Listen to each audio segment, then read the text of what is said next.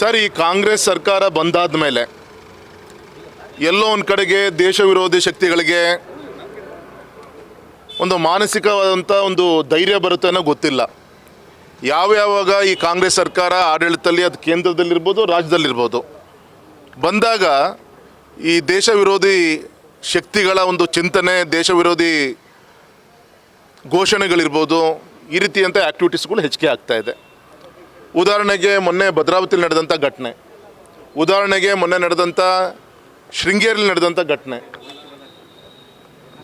ಮದ್ದೂರಲ್ಲಿ ನಡೆದಂಥ ಘಟನೆ, ತರೀಕೆರೆಯಲ್ಲಿ ನಡೆದಂಥ ಘಟನೆ, ಸಾಗರದಲ್ಲೂ ಕೂಡ ಸುದ್ದಿ ಬರ್ತಾ ಇದೆ. ಅಂದರೆ ಈ ರೀತಿ ಅವರ ಒಂದು ಹಬ್ಬದ ಮಧ್ಯೆಯಲ್ಲೂ ಕೂಡ ಇನ್ನೊಂದು ದೇಶಕ್ಕೆ, ಒಂದು ಕಡೆಗೆ ಗೌರವಿತ ಪ್ರಧಾನಮಂತ್ರಿಗಳ ಒಂದು ನೇತೃತ್ವದಲ್ಲಿ ಆಪರೇಷನ್ ಸಿಂಧೂರ್ ಮುಖಾಂತರ ನಮ್ಮ ದೇಶದ ಮೇಲೆ ನಡೆದಂಥ ಪುಲ್ವಾಮಾ ಘಟನೆ ವಿರುದ್ಧ ಇವತ್ತು ಅಲ್ಲಿ ಶೂಟೌಟ್ ಮಾಡ್ತಾ ಇದ್ದಾರೆ. ಇನ್ನೊಂದು ಕಡೆಗೆ ಆ್ಯಂಟಿ ಟೆರರ್ ಆ್ಯಕ್ಟಿವಿಟೀಸು ಕೂಡ ಆ್ಯಕ್ಷನನ್ನು ಈಗ ಆಲ್ರೆಡಿ ನಮ್ಮ ಸೈನಿಕರು ಈಗ ಆಲ್ರೆಡಿ ಪುಲ್ವಾಮಾ ಕಡೆ ಈಗ ಆಲ್ರೆಡಿ ಮೊನ್ನೆ ಒಂದು ವಾರದಿಂದ ನಡೀತಾ ಇದೆ, ಅಲ್ಲಿ ಘರ್ಷಣೆಗಳು ನಡೀತಾ ಇದೆ. ಇಂಥ ಸಂದರ್ಭದಲ್ಲಿ ಈ ದೇಶದ ಅನ್ನವನ್ನು ಉಂಡು ಇನ್ನೊಂದು ದೇಶಕ್ಕೆ ಜೈ ಅಂತ ಹೇಳುವಂಥ ಏನು ಮನಸ್ಥಿತಿ ಏನಿದೆ, ಅವನು ಒದ್ದು ಒಳ ಹಾಕೋ ದಿಕ್ಕಿನಲ್ಲಿ ಸರ್ಕಾರ ಗಮನ ಕೊಡಬೇಕೇ ಹೊರತು ಇಲ್ಲಿ ಕಾಂಗ್ರೆಸ್ಸು, BJP, ಇನ್ನೊಂದು ಧರ್ಮ ಇದೆಲ್ಲದೂ ಕೂಡ ಮರೀಬೇಕು.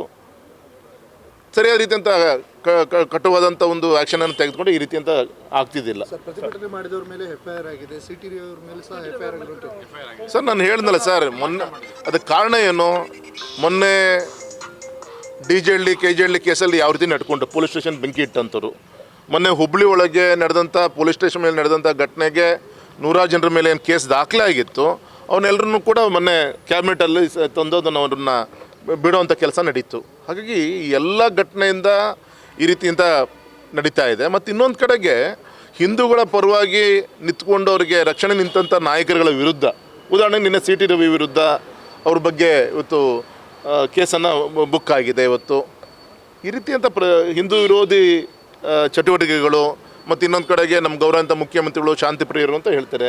ನಾವು ಯಾವುದೋ ಒಂದು ಧರ್ಮದ ಬಗ್ಗೆ, ಅದು ಸಮಾಜ ಬಗ್ಗೆ ನಾವು ಮಾತಾಡ್ತಾ ಇಲ್ಲ. ಆದರೆ ಇವತ್ತು ಆ ಧರ್ಮದಲ್ಲಿ ಆಗ್ತಿರೋಂಥ ಹೆಚ್ಚಿನ ಒಂದು ಈ ರೀತಿಯಂಥ ದುಷ್ಟ ಕೂಟಗಳ ಒಂದು ವಿಚಾರಗಳು ಏನು ಹೊರಗೆ ಬರ್ತಾ ಇದೆ.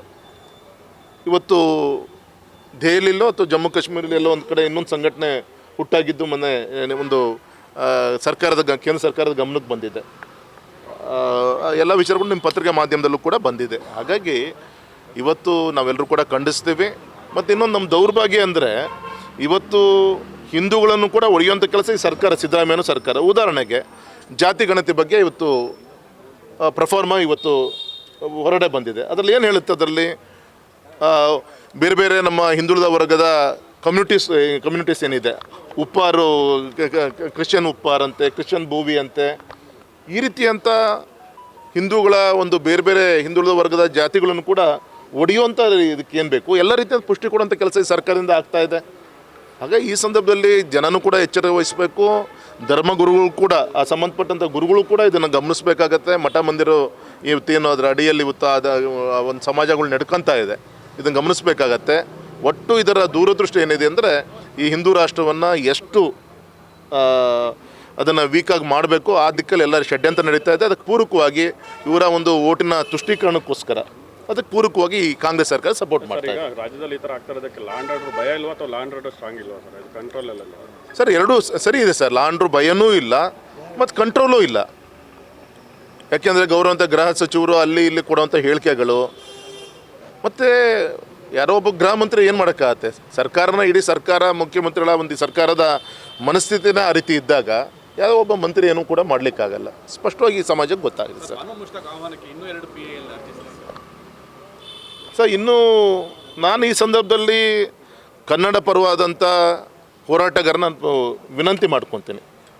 ಇವತ್ತು ಬಾನು ಮುಸ್ತಾಕ್ ಬಗ್ಗೆ ಹೆಮ್ಮೆ ಇದೆ, ಪ್ರಶಸ್ತಿ ಬಂದಿದೆ.